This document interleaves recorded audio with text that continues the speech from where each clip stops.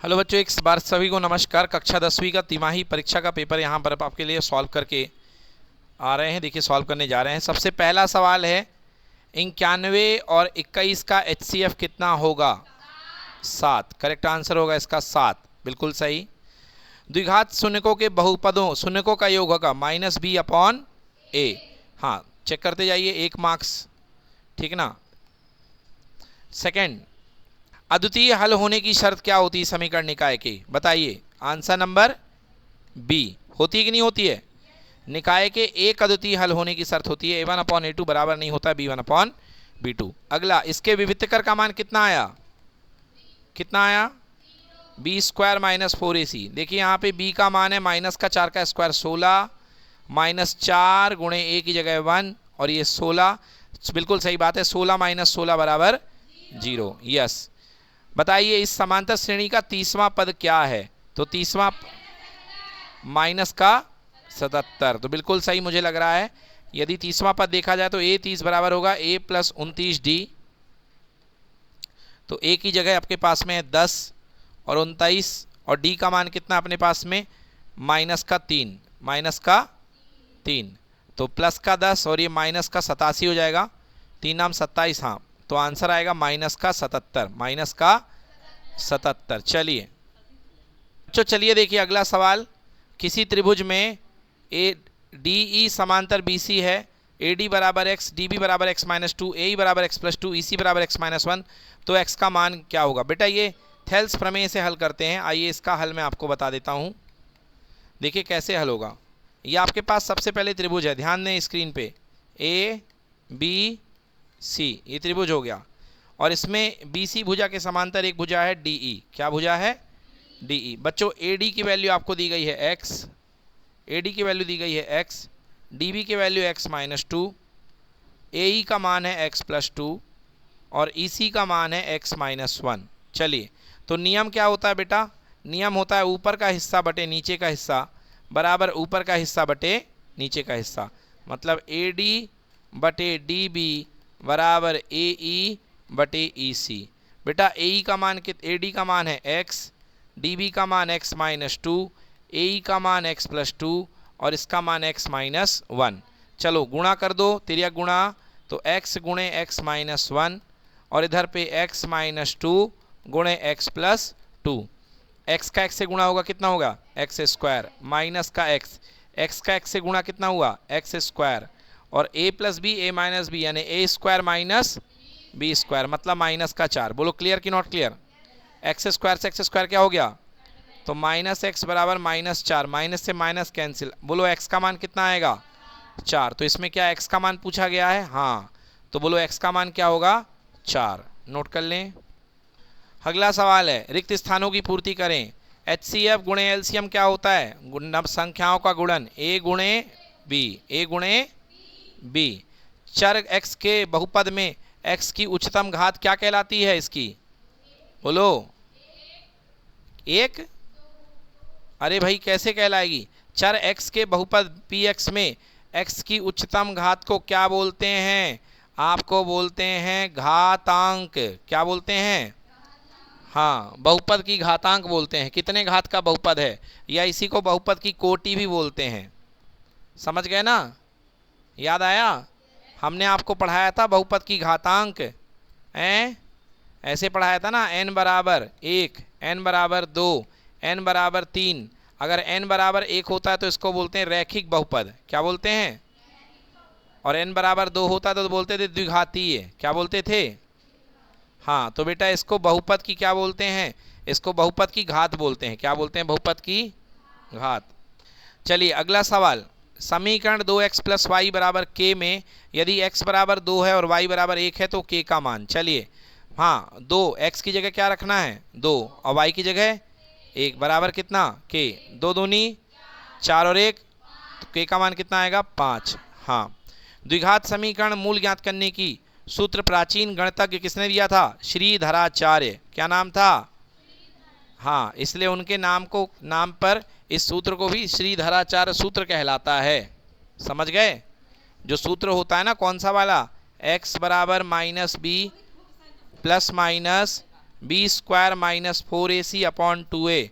तो इसको बोलते हैं श्रीधराचार्य सूत्र। कौन सा सूत्र? श्रीधराचार्य सूत्र। ठीक है। अगला सवाल, श्रेणी 5, 10, 15 का 10वां पद, 5 दाहम 50। ये तो पहाड़ा पूछ लिया भैया, है ना। और वैसे भी निकालोगे तो भी आ जाएगा भाई। 5 का पहाड़ा है तो 10वां पद क्या होगा? 50।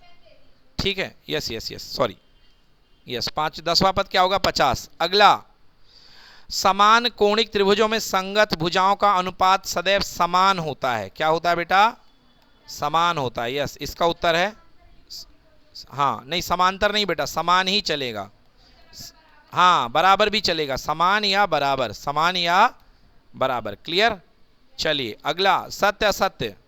सत्य असत्य। एक प्राकृत संख्या का अभाज्य गुणनखंड उसके गुणनखंडों के क्रम को छोड़ते हुए अद्वितीय होता है। सत्य। त्रिघात बहुपद के 2 शून्यक होते हैं। असत्य। ठीक है, त्रिघात बहुपद के 2 शून्यक हो कोई जरूरी नहीं है। 0 भी हो सकते हैं, 1 भी हो सकते हैं, 2 भी हो सकते हैं और 3, अधिकतम 3 हो सकते हैं। यदि 2 रेखाएं प्रतिच्छेदी हैं तो उनके अपरिमित रूप से अनेक हल होंगे। असत्य। क्या हो गया ये? असत्य, क्योंकि अगर प्रतिच्छेद कर रही तो केवल एक हल होगा। कितने हल होगा? एक, अद्वितीय। ये हो गया असत्य। समीकरण ये वाला ये एक द्विघात समीकरण नहीं है। असत्य। क्या हो गया ये? असत्य, क्योंकि साफ साफ दिख रहा है कि x का स्क्वायर बनेगा तो कैसा समीकरण होगा? द्विघात। कैसा होगा? द्विघात। श्रेणी -2 -2 2 -2 एक समांतर श्रेणी है। चलो निकाल लो। यहाँ से यहाँ का निकालोगे तो आएगा कॉमन डिफरेंस आएगा -4। फिर इसका निकालोगे तो आएगा +4। तो भाई सर्वांतर अलग अलग है और सर्वांतर अलग होता है तो कभी समांतर श्रेणी नहीं बनती। तो क्या होगा ये? असत्य। क्या होगा? असत्य। समरूप त्रिभुजों का क्षेत्रफल सदैव बराबर होता है। असत्य। क्या हो गया?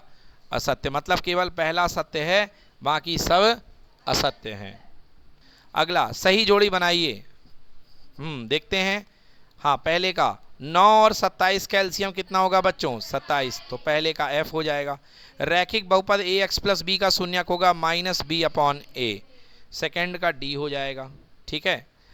x + 2y + 5 = 0 और इसका बराबर हल होगा। चलो इसका हल होगा। हाँ, तो देखना है कि संगत है कि असंगत है। तो हाँ, तो a1/a2 b1/b2 c1/c2। देखो भैया, x 1/-3 और दूसरा 2/-6। बच्चों यहाँ पर आ गया 1/-3, फिर से आया कि नहीं आया? मतलब a1/a2 बराबर नहीं है b1/b2। याद आइए कौन सा था? असंगत था। क्या था ये? असंगत। तो इसका उत्तर होगा असंगत, मतलब तीसरे का ई। तीसरे का ई। समीकरण ax + b मूल वास्तविक नहीं है। कब? जब b² - 4ac का मान क्या होता है? <0। क्या होता है? <0। 0 से कम, 0 से कम। तो चौथे का होगा c। चौथे का c। समांतर श्रेणी का nवां पद सबको याद है? 5वें का b। 5वें का b। 2 समरूप त्रिभुज की संगत भुजाएं समानुपाती होती हैं। 6वें का a। 6वें का a। चेक करिए। अगला सवाल है, गणितज्ञों का राजकुमार किसे कहा जाता है? बेटा गणितज्ञों का राजकुमार उसे कहा जाता है जिसने समांतर श्रेणी का योग का फॉर्मूला दिया था, ये वाला n/2 2a + n-1 × d। इस साइंटिस्ट का नाम था बेटा, इस गणितज्ञ का नाम था गाउस। क्या नाम था? हाँ, तो गणितज्ञों का राजकुमार गाउस कहलाता है।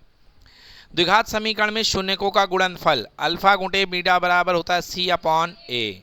चलिए, यदि x का मान 1 है तो y का मान बहुत सरल 2। x की जगह 1 रख दो, +3y बराबर कितना? 5। 2 1 कम 2 +3y बराबर 5। तो 3y बराबर 5 - 3।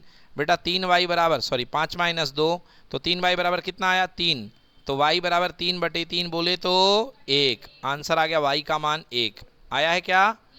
सही कर दो, 1 नंबर है ना। अगला, किसी द्विघात समीकरण के विविधकर का मान धनात्मक हो तो उस समीकरण के मूलों की प्रकृति कैसी होगी? कैसी होगी? वास्तविक। कैसी होगी? वास्तविक तथा भिन्न। वास्तविक तथा भिन्न। इसका उत्तर होगा वास्तविक तथा भिन्न। बेटा आधा उत्तर है, चलो दे दो, कोई बात नहीं है, वास्तविक भी चल जाएगा, 1 मार्क्स है ना। मगर याद रखिएगा कि जब भी डी 0 से बड़ा होता है तो मूल वास्तविक तो आते हैं, साथ ही साथ अलग अलग आते हैं, अल्फा अलग होता है और बीटा अलग होता है। चलिए अगला, किसी समांतर श्रेणी के n पदों का योग लिखने का सूत्र, ये लिखा है बेटा n पदों का योग क्या होता है, n/2 ब्रैकेट में 2a plus n-1 into D. Clear कि नॉट क्लियर? अगला है आधारभूत समानुपातिकता प्रमेय का कथन लिखिए। आधारभूत समानुपातिकता प्रमेय का कथन, बेटा कथन क्या है मैं समझा रहा हूं, देखो अगर किसी त्रिभुज, सुन लो ध्यान से, अगर कोई त्रिभुज है ए बी सी, अगर किसी त्रिभुज की दी गई भुजा के समानांतर, हाँ अगर किसी त्रिभुज की दी गई भुजा के समानांतर एक अन्य भुजा खींची जाए जो त्रिभुज को अन्य 2 बिंदुओं पर काटे, जो त्रिभुज को अन्य 2 बिंदुओं पर काटे, समझ गए? तो जो कटी हुई भुजाएं हैं ये समान अनुपात में विभाजित होती हैं, अर्थात AM बटे BM या MB बराबर AN बटे NC। समझ में आया? ये कहलाती है आधारभूत अनुपातिकता प्रमेय। क्लियर है? हाँ चलिए छठवां सवाल, छठवां में 2 हैं सवाल। कह रहा है HCF दिया गया इतना, LCM दिया गया इतना, LCM ज्ञात करना है। ओके, कैसे ज्ञात करेंगे? आपको पता है कि HCF गुणे LCM बराबर होता है A गुणे B, हाँ या ना? HCF कितना दिया है 9, LCM पता नहीं, LCM संख्याएं क्या हैं 306 गुणे 657, हाँ या ना?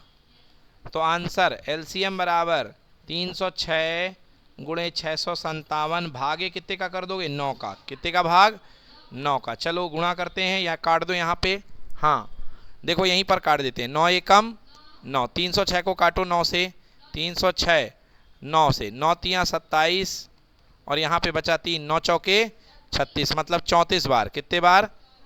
तो उत्तर बना 34 गुणे 657, मिलान करें 34 गुणे 657, 34 गुणे 657 बराबर आ रहा है, चेक करिए 22,338। क्या आया?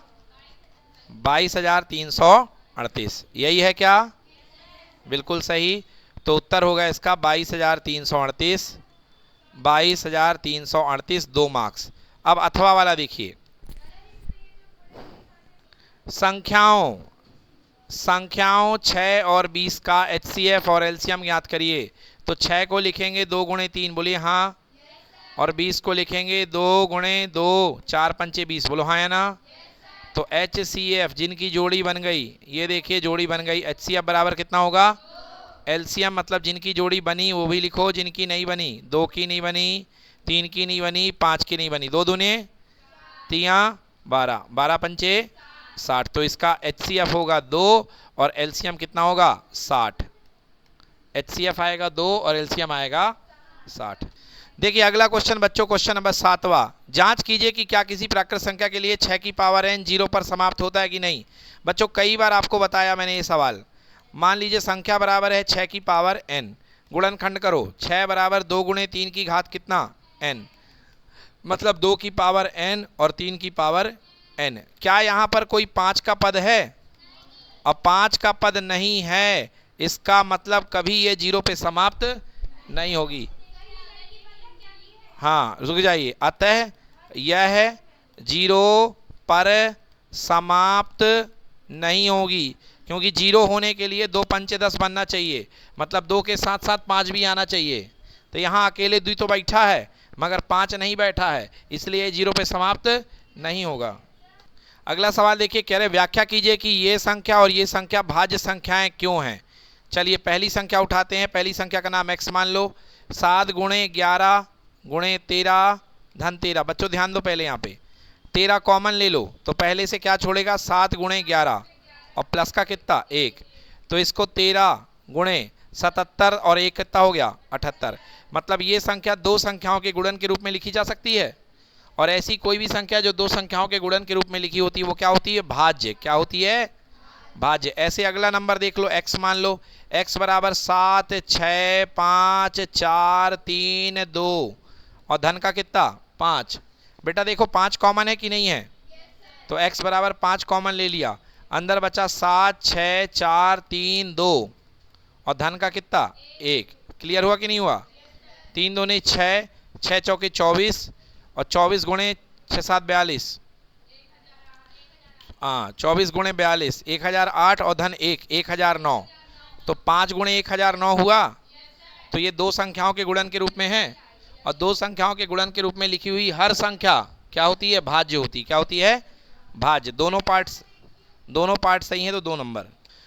देखिए अगला सवाल 4u प्लस 8u के शून्य ज्ञात करना है। तो सबसे पहले आपके पास में 4u स्क्वायर प्लस 8u को 0 के बराबर कर दो। 4u कॉमन ले लो तो u प्लस 2 बच जाएगा बराबर 0। तो 4u बराबर 0, तो पहला शून्य का आएगा u बराबर 0, और दूसरा u प्लस 2 बराबर 0, तो दूसरा शून्य का आएगा u बराबर -2। ऐसे ही किया क्या? 2 में से 2। अगला देखिए अथवा वाला, एक द्विघाती बहुपद समीकरण ज्ञात करिए जिसके शून्यकों का योगफल 4 है और गुणनफल 1 है। मतलब बच्चों मैंने बताया था, याद करो, px बराबर होता है x square minus alpha plus beta x plus alpha गुणे बीटा। बोलो हाँ या ना? तो px बराबर, ध्यान दो यहाँ पे, एक्स स्क्वायर माइनस, बच्चों अल्फा प्लस बीटा कितना दिया है? 4, तो ये बनेगा माइनस का 4x, और गुणनफल कितना दिया है? 1, तो प्लस का कितना बनेगा? 1। क्या यही उत्तर है कि नहीं है? नोट करिए। अगला समीकरण है द्विघात बहुपद एक्स स्क्वायर माइनस 3 के शून्यकों का योगफल और गुणनफल ज्ञात करो। बेटा इसको 2 तरीके से कर सकते हो। देखो 9वें का उत्तर, आपके पास जो बहुपद दिया गया है px बराबर दिया गया है एक्स स्क्वायर माइनस 3, बताइए हाँ या ना? तो आप सबसे पहले इसको लिख लो अच्छे में। तो इसको लिख सकते हो एक्स स्क्वायर प्लस का 0x और माइनस का 3, हाँ या ना? नाउ अल्फा प्लस बीटा शून्यकों का योग बराबर होता है -b अपॉन ए, -b अपॉन ए। तो यहाँ पे 0/1 आएगा कि नहीं आएगा? तो उत्तर कितना मिलेगा? 0। और alpha into beta equal to होता है c अपॉन ए, c की वैल्यू है -3/1। बोलो उत्तर कितना आया? -3। तो चेक कर लीजिए, शून्यकों का योग 0 आ रहा होगा और शून्यकों का गुणनफल -3। ठीक है। इसका दूसरा तरीका देखो, सबसे पहले क्या निकाल लो? शून्यक। क्या निकाल लो? शून्यक। तो एक्स स्क्वायर माइनस 3 बराबर 0 कर दो, तो एक्स स्क्वायर बराबर 3 हो गया। तो x बराबर हो गया √3 प्लस का और माइनस का। तो x बराबर 1 आया +√3 और 1 आया -√3। बोलो दोनों शून्यक आ गए कि नहीं आ गए? अब शून्यकों का योग निकाल लो। शून्यकों का योग होगा पहले +√3 और दूसरा -√3, दोनों जुड़ गए। बोलो कितना आ गया? 0। अल्फा प्लस बीटा कितना आ गया?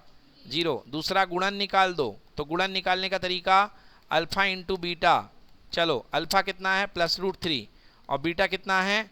-√3। बेटा धनात्मक गुणे ऋणात्मक क्या होता है? ऋणात्मक। और √3 इंटू √3 मतलब हो जाएगा √9 और -√9। बोलो √9 कितना होता है? 3। तो उत्तर कितना आया? -3। तो ठीक है, जो तरीका अच्छा लगे आपको, बट आंसर सेम आएगा। क्लियर है? यस, ये हो गया। अगला सवाल देखिए, एक द्विघात बहुपद ज्ञात करिए जिसके शून्यकों का योग क्रमशः कितना दिया गया आपको? -1/4 और गुणनफल कितना दिया है?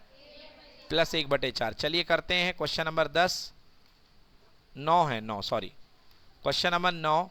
तो आपसे कहा जा रहा है कि शून्यकों का योग अल्फा प्लस बीटा आपको दिया गया -1/4 और अल्फा इंटू बीटा दिया गया है 1/4। आपको याद होगा मैंने बताया है सूत्र, px बराबर होता है k ब्रैकेट में x square minus alpha plus beta गुणे x plus alpha into beta. ये पढ़ाया गया आपको। k एक्स स्क्वायर माइनस, बेटा अल्फा प्लस बीटा मिला है -1/4, यहाँ रख दो। अल्फा इंटू बीटा 1/4 यहाँ रख दो। हल कर दो, k x square minus minus plus हो जाएगा +x/4 धन 1/4। k एलसीएम ले लो बेटा, एलसीएम कितना आएगा? 4, और ये हो जाएगा 4x square plus x plus कितना? 1। अब हमने आपको बताया था जो अपॉन में होता है वही आपको k मानना है। लिखेंगे माना k बराबर 4। क्या मानेंगे? k बराबर 4। तो आपके पास जो बहुपद बनेगा वो ले लोगे 4, बाहर 4x² प्लस एक्स प्लस 1/4, 4 से 4 कैंसिल, उत्तर आ गया 4x² प्लस एक्स प्लस 1। ये है आपका आंसर। बच्चों अगला सवाल देखिए, यह कह रहा है कि इस स्थिति को बीजगणितीय रूप में आपको व्यक्त करना है। 5 पेंसिल और 7 कलम का कुल मूल्य 50 रुपये है। तो आपने माना पेंसिल का, एक पेंसिल का दाम कितने रुपए है? x रुपये। एक पेंसिल का दाम कितने रुपए? x रुपये। और एक कलम का दाम कितने रुपए है? y रुपये। तो पहला इक्वेशन क्या बनेगा? 5 पेंसिल का दाम 5x, 7 कलम का दाम 7y, बराबर में कितना? 50। और अगला 7 पेंसिल यानी कि 7x और 5 कलम यानी कि 5y, बराबर कितना? 46। एक पेंसिल और एक कलम का, क्या आपने दोनों को हल किया कि नहीं किया? दोनों को हल किया? बताइए x का मान कितना आया? दोनों को हल करने पर x का मान कितना आया? 2। और y का मान? y का मान कैसे भी किया? y का मान बताइए ना। तो क्या कर रहे हो? चलिए, तो बच्चों इसका जो भी हो, इसको आप लोग विलोपन विधि से हल कर लीजिएगा, है ना। इसको आप लोग विलोपन विधि से हल कर लेना। चलो अगला कह रहा निम्नलिखित समीकरण के लिए अनुपात ज्ञात करिए, बताइए कि हल संगत है कि नहीं है। तो सबसे पहले a1/a2 आएगा 5/7 और b1/b2 आएगा -4/6, जिसको लिख सकते हैं 2/3। बेटा यहीं पर हमको समझ में आ गया कि a1/a2 is not equal to b1/b2, -2/3 आए। तो हमको यहीं पर दिख गया कि a1/a2 बराबर नहीं है b1/b2 के, मतलब अद्वितीय हल होगा। इसका मतलब संगत होगा। क्या होगा?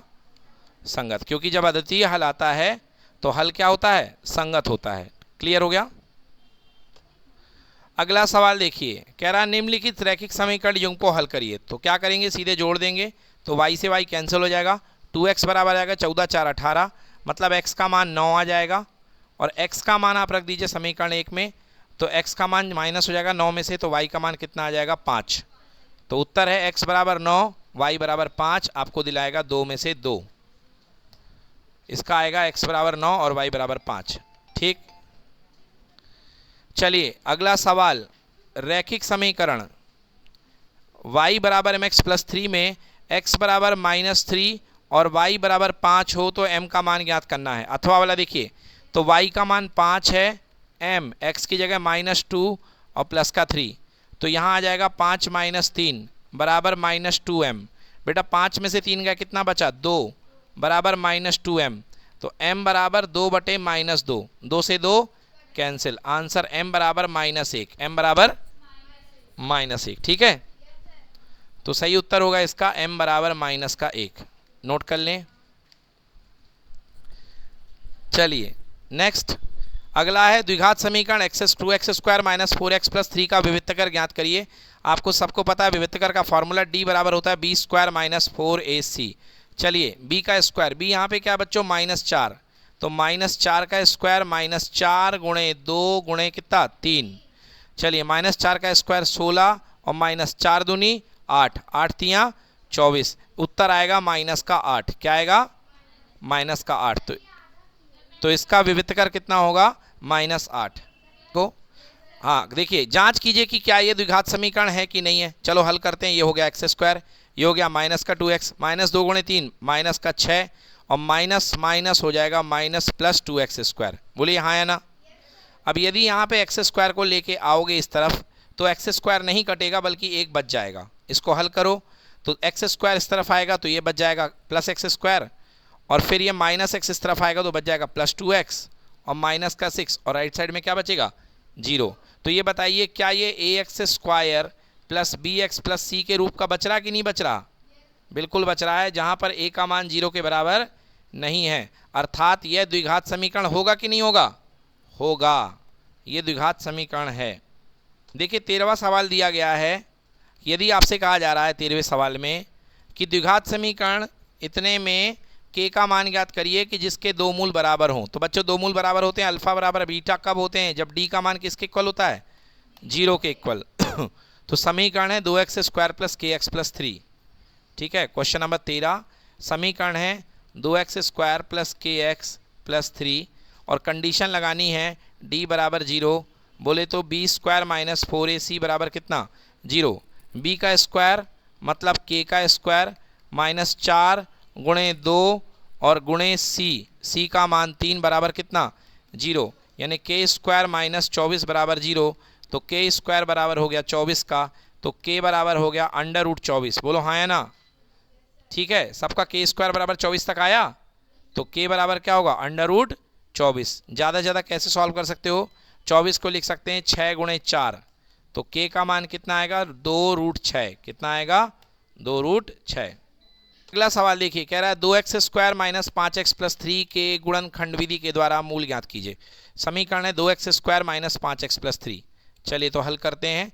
समीकरण लिख लेते हैं हम, 2x square minus 5x plus 3 बराबर 0। रूल बताया था, शुरू वाले का अंत वाले का गुणा करो तो गुणा करने पर 6 आना चाहिए और जोड़ने पर -5, जोड़ने पर कितना माइनस का 5। तो ऐसे नंबर क्या होंगे -3 -2, तो ये नंबर बन गया 2x स्क्वायर माइनस का 3x माइनस का 2x और प्लस का 3 बराबर कितना 0। पहले से x कॉमन, क्या छूट जाएगा 2x माइनस 3, अगले से -1 कॉमन, क्या छूट जाएगा 2x माइनस 3 बराबर कितना 0।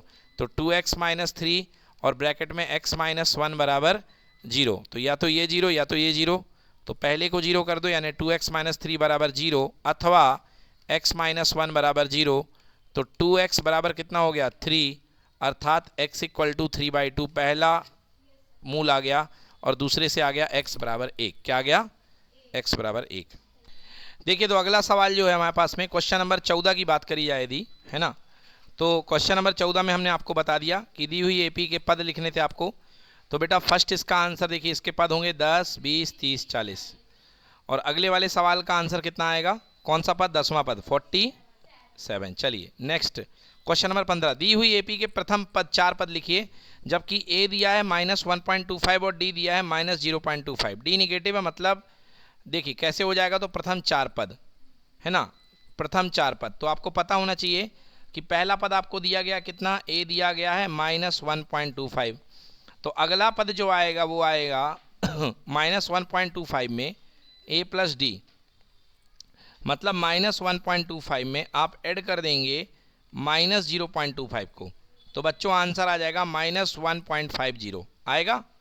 तो दूसरा पद जो होगा बेटा इस तरीके से, तो 4 पद निकलेंगे, मैं 4 पद आपके सामने लिख रहा हूँ। पहला पद आपको दिया गया है, पहला पद है आपके पास में -1.25, अगला पद निकलेगा -1.50, फिर अगला पद निकलेगा -1.75 और लास्ट वाला पद निकलेगा -2.0, क्योंकि 25-25 का गैप बढ़ रहा है नेगेटिव में। क्लियर कि नॉट क्लियर? तो ये होगा इसका उत्तर, नोट कर लें। एपी के 4 पद, ये पहला, ये दूसरा, ये तीसरा, ये चौथा। चलिए अगला क्वेश्चन कह रहा है कि बताइए कि क्या ये एपी में है कि नहीं है, और अगर है तो अगले 4 पद लिखिए। चलिए 4 में 6 जोड़ेंगे कितना आएगा 10, 10 और 6 16, और 16 और 6 22। तो हर दो पदों के बीच का सर्वांतर सेम है कि अलग अलग है? सेम है, इसका मतलब ये एपी में है। अगले 2 पद, तो 22 में 6 जोड़ दीजिए, तो 22 और 6 कितना हो गया 28, और 28 में फिर जोड़ दीजिए 6, तो कितना हो गया 34, 34 34, तो उत्तर होगा 28 और 34। समझ में आ गया? तो अगले 2 पद क्या होंगे 28 और 34।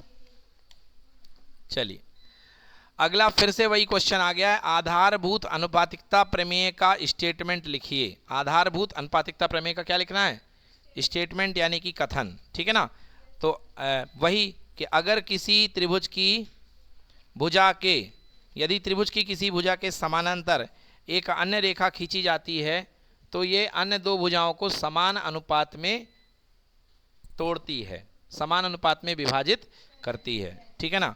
तो इसका कथन क्या होगा, एक बार मैं लिख देता हूं, यदि किसी त्रिभुज की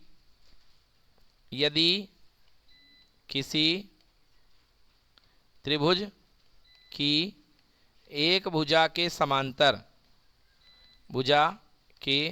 समांतर अन्य रेखा खींची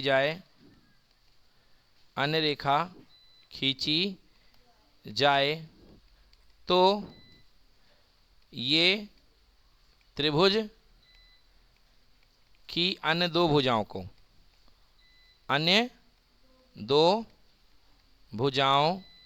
को समान अनुपात में विभाजित करती है।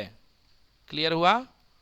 समान अनुपात में विभाजित करेगी। ये देखिए त्रिभुज आपके पास में त्रिभुज ए बी सी, इसकी BC भुजा के समांतर आपने एक रेखा खींच दी यहाँ पे, मान लो MN, क्या कर दी MN। तो त्रिभुज की दो भुजाएं हैं अन्य AB और BC, इसको समान रूप में तोड़ेगी, अर्थात AM बटे MB बराबर AN बटे NC। ये कहलाता है थेल्स प्रमेय। क्या बोलते हैं इसको? थेल्स प्रमेय। इसी का पूरा नाम है आधारभूत अनुपातिकता प्रमेय। तो ये स्टेटमेंट आपको लिखना था।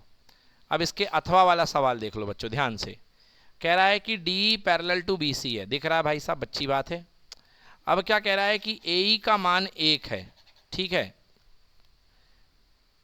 AD का मान 1.5 है, AD का मान 1.5 और DB का मान 3 है। तो आपको बताना है कि किसका मान ज्ञात करना है? EC का मान। तो जो पता नहीं है उसको क्या मान लिया? X। और अभी मैंने आपको रूल पढ़ाया कि ऊपर बटे नीचे बराबर ऊपर बटे नीचे। तो 1.5 बटे 3 बराबर 1 बटे X। बेटा दशमलव देखो, ये 1.5 है और ये 3 है, 1.5 कम 1, 1.5 दूना 3, होता है कि नहीं होता? या नहीं बनता तो ऐसे कर लो, ये 3 है, दशमलव तोड़ोगे यहाँ पे क्या बनेगा? 0। और 15 से कितने बार? 2 बार, 15 दूना 30। तो बेटा ये वाला अनुपात कितना बन गया? 1/2। और ये वाला अनुपात 1/x। त्रिया गुणा कर दो, x एकम 1 और 2 एकम 2, मतलब कितने सेंटीमीटर? 2 सेंटीमीटर। तो बच्चों ये वाली भुजा कितने सेंटीमीटर होगी? हाँ, तो आंसर क्या होगी? 2 सेंटीमीटर। ठीक है। हाँ, इसमें अगर आपने अनुपात सही लगाया कम से कम तो आपको 1 नंबर मिल सकते हैं। अगर अनुपात सही लगाया, अनुपात के लिए आपको क्या लिखना पड़ेगा? ऐसा, AD बटे DB बराबर AE बटे EC। समझ में आ रहा नहीं आ रहा? AD बटे DB, ऊपर का हिस्सा बटे नीचे का हिस्सा बराबर AE बटे EC। ठीक है ना? तो यहाँ तक आपको 1 मार्क्स मिलेंगे। फिर आपका कैलकुलेशन सही है तो आपको दूसरा अंक मिलेगा, नहीं तो नहीं मिलेगा। ठीक है। हाँ, चलिए